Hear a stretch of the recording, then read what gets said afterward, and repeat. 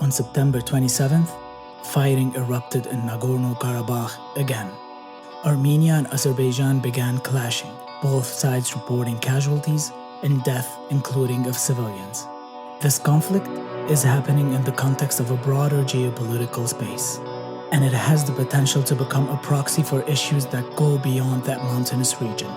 As with any territorial dispute, Azerbaijan and Armenia both claim territorial sovereignty over Nagorno Karabakh. To better understand how we got here today, we have to understand the history of the region.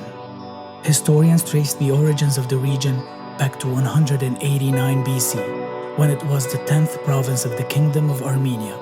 In 387 AD, the Kingdom of Armenia was partitioned by the Roman Empire and the Sassanid Persian Empire, and became part of the Persian Empire until the 7th century.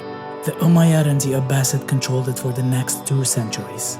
Around the year 1000, the Kingdom of Artsakh was proclaimed, an Eastern Armenian kingdom. One of the oldest Armenian churches was built in Nagorno Karabakh in 1240. It remains until this day. As the Ottoman Empire expanded, they invaded and ruled the Kingdom of Artsakh until 1747, when it fell into the hands of the Iranian Safavid Empire. 1813 saw the Russian Empire take over as part of the Treaty of Gulistan.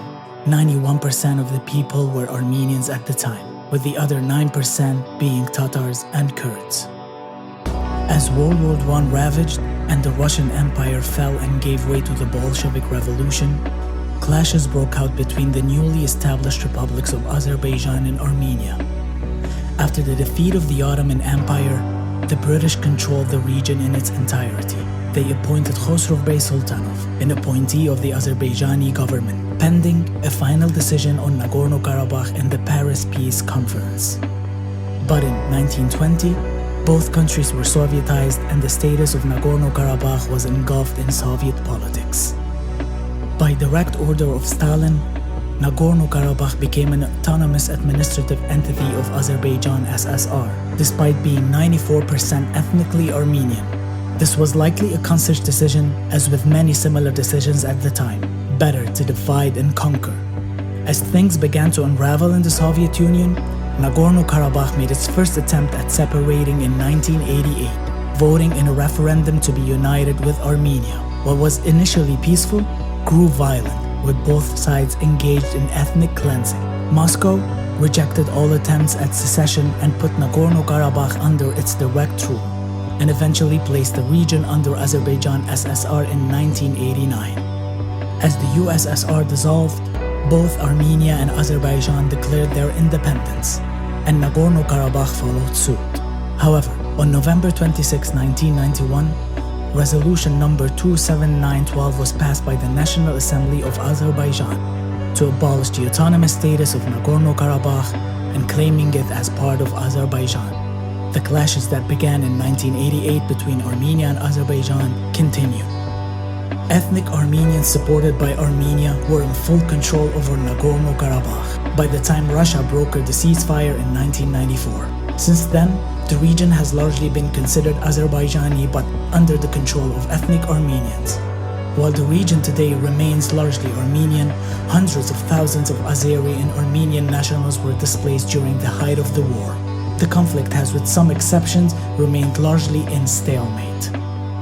To better understand the challenges, we have to look at several factors, including the many external actors involved. The OSCE Minsk Group was created in 1992 by France, USA, and Russia to ensure a peaceful negotiated resolution to the conflict between Armenia and Azerbaijan. The basic principles for the settlement of Nagorno-Karabakh conflict are based on the Helsinki Final Act principles of non-use of force, territorial integrity, and the equal rights and self-determinations of peoples. Mediation process always ended without success. Turkey, who currently is in direct or indirect conflict with Greece, Cyprus, Egypt, Libya, Syria, and Kurds, was quick to voice support to Azerbaijan. They are the only international party who have vowed support using any means and are mobilizing military support in addition to facilitating the transport of Syrian rebels to fight on the side of Azerbaijan. Russia, who has a defense alliance with Armenia but is also Azerbaijan's main arms supplier and has an old pipe deal with Turkey, is asking to resume negotiations in a peaceful manner and is committed to the OSCE Minsk group. France and the USA are echoing these sentiments. As of today, the clashes continue, casualties are increasing, and the future of the region remains uncertain.